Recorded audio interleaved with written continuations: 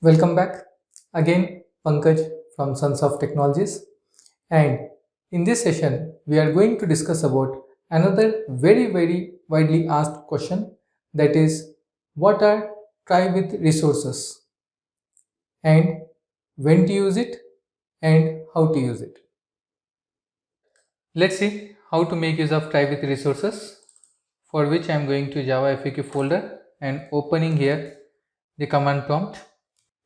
Let's open here a file with the name notepad try with resource.java, and let me split it into two half screens. Yes, it's arranged. Now let me create here public class try with resource class. Yes, the class is ready. Now basically you might have seen many of the times we write our code like this inside try and catch block. So this is what is our basic syntax of writing the code when we deal with exception handling. Now whenever we write up code here like connection con equal to driver manager dot get connection, assuming that we are writing actually for the database connectivity dot get connection, this is one of the type of code which we might be writing. Or you might be using file reader class object to read from a file like this by specifying the file name over here. So I'm just skipping a syntax over here. I'm not writing the complete code of IO programming or database connectivity. I'm just discussing here the purpose of writing or going for try with resources. So whenever we actually use such kind of classes or programming which deals with socket programming or IO programming or might be network programming, so there will be many resources which will be allocated at runtime, and now these resources need to be released. So for that purpose we have actually the methods called as fr.close. But again, when we actually have this fr.close function written inside this try block, what if the exception occurs before this statement?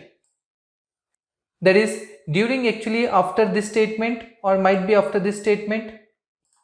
So let's assume what if some exception occurs at this line. So in that case, this code will never be executed. So hence we have to keep now this particular code inside the catch of file reader or might be IO exception.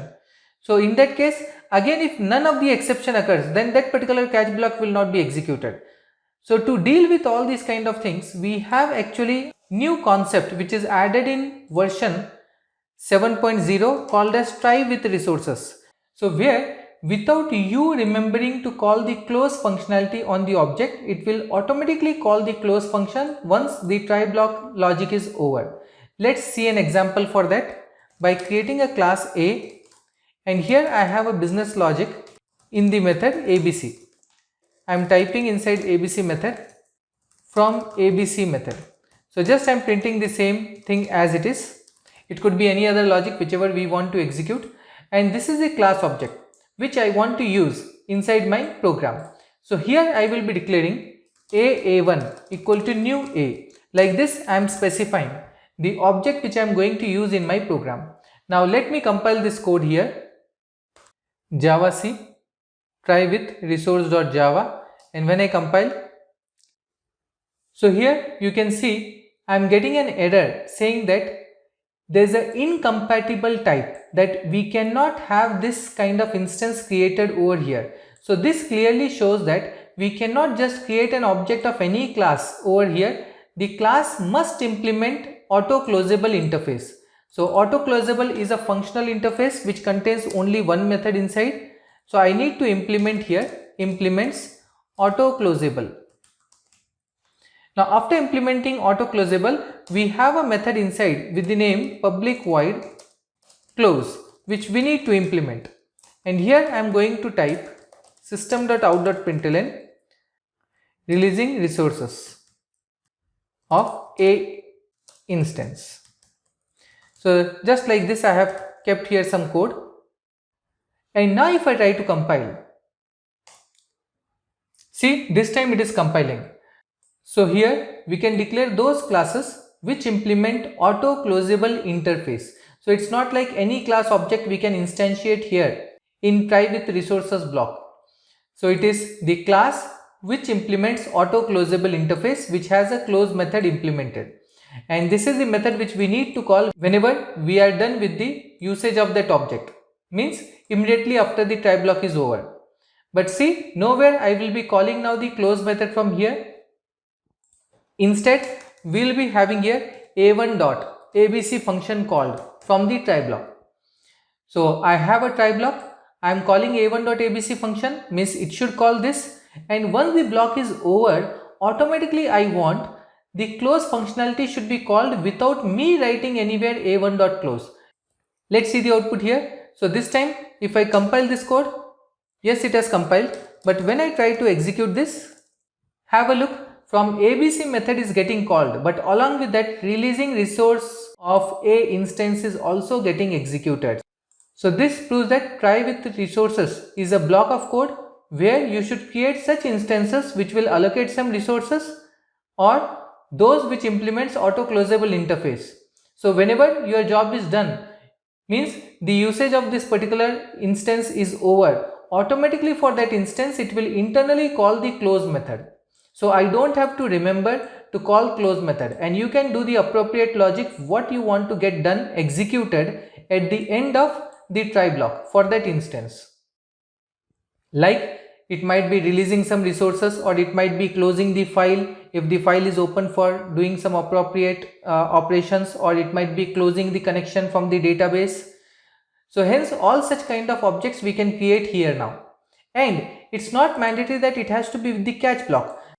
Before version 7.0 we cannot have try block without catch block, but you can see if I'm using try with resource block, then the catch block is optional. Just to show that I am removing this and saving this code, and this time you can see if I try to compile, have a look, it is compiling and giving me the same result which I got before. So catch block is optional here. Now let's see along with catch block. So I am again putting back here catch block, and this time what if I have some logic like if true, I am just purposely creating here an exception and typing here throw new. Let's take null pointer exception. So I am manually raising an exception over here, and after this exception is raised, I am going to keep one statement here just for demo, and definitely this statement will never be called because before that the exception is being raised. But I want to see if this exception is raised, then immediately it should be executing this block of code where I will be putting null pointer exception occurred. So let's see now this example where I have a catch block. So already we saw that catch block is optional if you are using try with resources, but assume what if the exception occurred. In that case, yes, definitely we know that catch block will be executed, but we want to see either in this case also close function is called or not, because without any exception after the try block close function was called, but this scenario we are actually creating an exception and the exception is going to be handled, but we are going to see either in this scenario the close function will be called or not. So let's check out here by again recompiling this code here and then executing, and you can notice after from abc method releasing resources of a instance and then null pointer exception occurred, means what, as soon as the try block is over, means even either due to some exception or without any exception, once the control comes out of try block, before entering catch block it will make sure that what all the methods you have for this resource, which is nothing but here close function. So the close function will be definitely called for that object before entering inside catch block. Now let's take the third scenario, in which case I have raised an exception. See, the first scenario when no exception was raised, so after try block we saw the close function was executed automatically. Second scenario where some exception occurred and then we have a appropriate catch block to handle it. In that case also the close function was executed.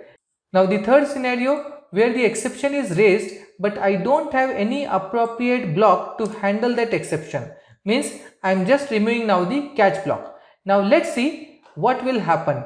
Yes, we know if any exception occurs and if it is not being handled then the program has to terminate. But in this scenario, let's see either the close function will be called or not. So now let's see this finally here by compiling. this try with resource.java compiled, and when I execute, you can notice this time, yes, the program is terminated.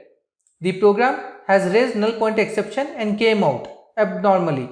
But before that, you can see releasing resources of a instance is being executed. So this is to prove that the close function is called in all the scenario, regardless of either you have a catch block, you don't have a catch block, or either you are raising an exception or there is no exception being raised. So in all the cases, once the try block is over, the close function is automatically called, and this close function is of auto closable, and hence now I can use this particular try with resource block without remembering to call the close functions on the major objects which are all allocating the resources, like the examples of, it could be IO programming objects, it could be the database programming objects, or it could be the socket programming objects, or many more of such kind, wherever we have allocated some resources and we need to release it before the program terminates or as soon as the try block is over.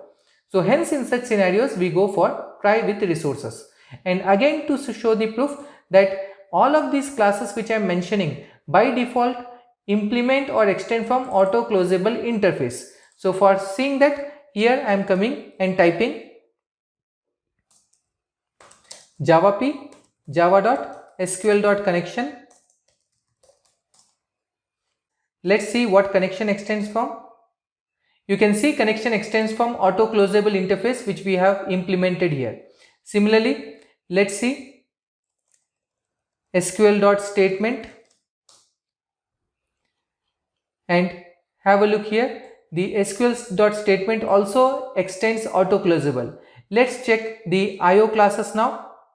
So for IO classes, again JavaP java.io.fileReader class. When I type here file reader, it actually extends from input stream reader, and let's try to now find out for input stream reader.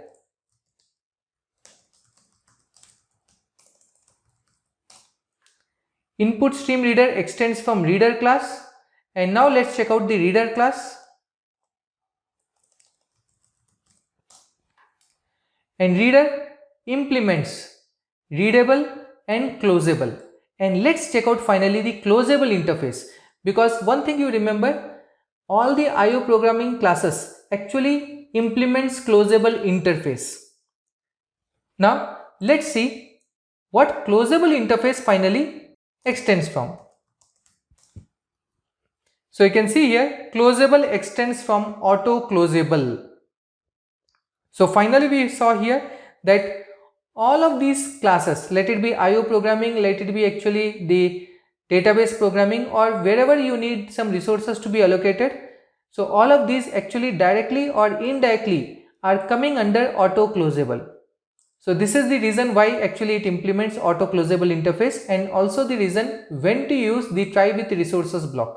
So the try with resources block will only make sure like the close method is being called immediately once the try block is over, regardless of either the exception occurs or doesn't occur, or even handled or is not handled.